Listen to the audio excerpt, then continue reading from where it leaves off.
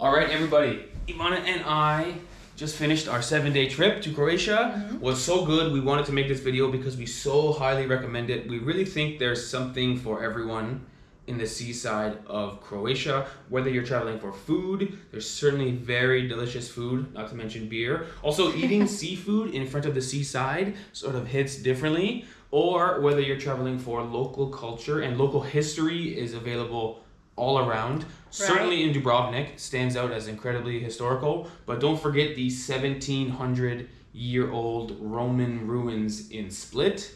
Or most likely, maybe you're traveling for some deep relaxation with the ocean in front of you on the beach. There's a bunch of beautiful scenery on the Croatian seaside. And I guess maybe you're probably traveling for some amount of all three of those things. You can certainly get in the car and go on your own adventure and sort of really enjoy the trip. Now, we started in Dubrovnik, and we slowly drove to Split. I think the pro tip would be to start in Split and slowly drive towards Dubrovnik. Right. Because Dubrovnik stands out as such an amazing place. Maybe you want to build your trip where you end on a high note. Yes. For Ivana and I both, Dubrovnik stands out like, what a place. I love that place. We've been to like 50 countries, and Dubrovnik stands out as so memorable and unique, and it's really a fantastic place. So without further ado, here's our full spending. And so 1,200 or so euro for two people. 2 people, 7 days, not including flights. Meaning like 600 euro each. We didn't include flights because you might not be flying at all, or you might be flying from somewhere way closer or way further. But this is a pretty fair estimate of what you might spend because our travel style is like mid-range. Mid-range, yeah. We don't stay in the cheapest accommodation. We don't stay in the most expensive accommodation. We typically stay in guest houses, which means we have our own kitchen and we can cook for ourselves. And it's kind of indicative of what you might spend for 7 days. So I think what we'll do is we will go through each category of our list. Keep in mind, this list comes from a bigger list, which is a bit confusing for you all, so we've sort of simplified it for you. And we'll start with our accommodations. So we stayed in 3 different places. We started in Dubrovnik. We stayed in a place called Brela, which was on the coast, tiny little town, and then we ended up in Split. We can show you the full tour of each accommodation. Our place in Dubrovnik was right in the old town, which is so great.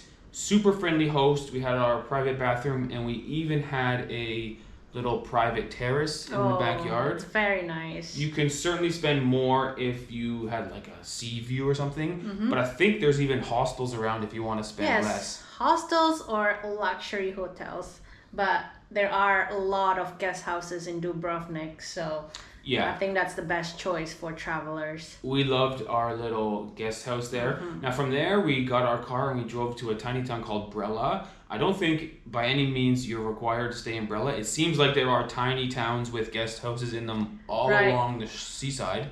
So we just happened to stay in Brela. So nice place and relaxing beach with a beautiful boardwalk. Oh, so beautiful. And our little accommodation again had a kitchen because we tend to cook for ourselves. And we even had a balcony this time overlooking sea view. So nice. One common theme you'll see here is Dubrovnik is a little bit more expensive than everywhere else. Yes. Now in Split, we had a simple apartment, a lovely garden actually. And our host in Split was so nice. And we just had a little apartment with a private bathroom and a private bedroom. Overall, the value was pretty good, I think. Yeah, I think so. For all 3 accommodations, they were very good, I think. Yeah, and the hosts were typically very friendly. They would bring us coffee in the morning or some snacks they made or little homemade alcohol, which was kind of nice. So overall, the Croatian hospitality was quite nice, and we had a good experience staying in guest houses rather than hotels. And that's how you get more local experience as well, I think. Yeah, absolutely. Compared to a hotel or a hostel, you can sort of meet people. Now, in terms of eating out at restaurants, we do sometimes cook at home. So we didn't eat out every single meal, but we found a lot of good food. Oh, yeah. In Dubrovnik, you'll certainly pay a lot more for the food. Yes. Which is fair because there's so many tourists around. The best meal we had was in some middle of nowhere, tiny little town. We had seafood right in front of the sea. Oh, so good. It was so good. It was a simple recipe of squid and lemon juice and oil. That's the whole recipe. Yes, it's and it was so fresh because you can see the fish farm right in front of you. Yeah, and it just hit the spot so well. It sort of underscores why it's best to get a vehicle and drive yourself up the coast. Yeah. Because you could take a bus, but when you have your own vehicle, you have freedom and you're just sort of cruising and discovering whatever you might find that day. And then ultimately we made it to Split, and we found some really nice food in Split actually, which hit the spot so well because the trip was ending and it was such a good trip, and it was pork and bread and onion, and I was just shoving it in my mouth, washing it down with some very good beer. Oh yeah. We had a really good culinary trip or food tour in Croatia. We ate local food most of the time, but they have good pizza, they have good burgers, they have good food all around. Yeah, they have like choices of international cuisines as well, but we chose to eat the local cuisines. Yeah, a little bit more exciting for us. Now, we do have a category called groceries on our list because we do cook in our own place sometimes. Maybe if you're traveling for 1 week, you're just going to eat out the whole week. That's fair. Yeah. But we do have a full grocery store tour on our channel if you're interested in seeing what groceries cost.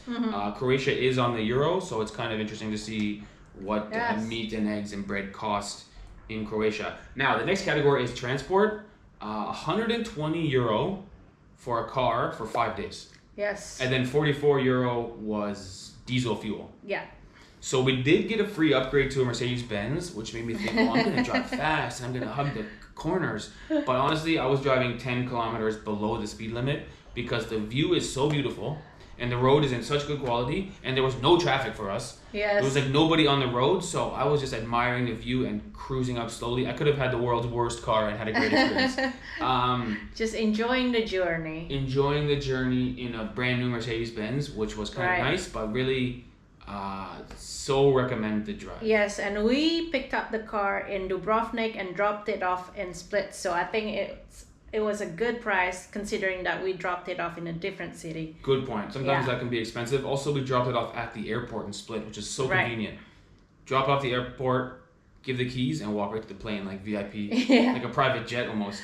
Now, the last category is the attractions. What's really good about this trip is a lot of the things you're going to do are free. Like walking around the old town in Dubrovnik is 100% free, and you could do it for a couple hours a day or even a full day one time. Yes. There's a lot to see. You can use your phone to bring up some Wikipedia history, and you can just admire the buildings of the old town. We did pay for one attraction in Dubrovnik, which was the city wall tour.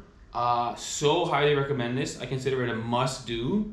Yes, it's a must. It's incredible. It could probably take you an hour if you wanted to, but we did it over the course of like 2.5 hours. Yeah. It was slow motion, admiring the water, admiring the old town. We thought about going up to the fort because the ticket we purchased is called the Dubrovnik Pass.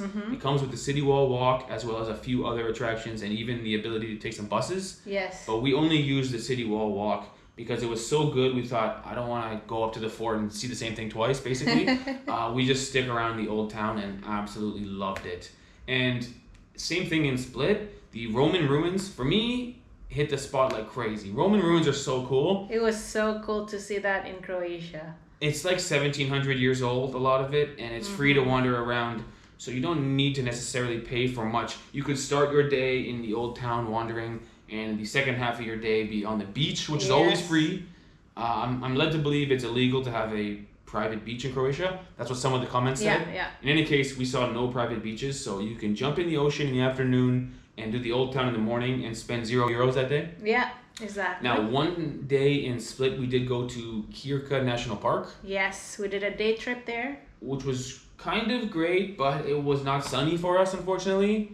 So definitely weather permitting on that one. And that's why maybe, because we were traveling in May, it's not the high season yet. The cost was €20 per person instead of €40 per person. In the summertime, it would be 40.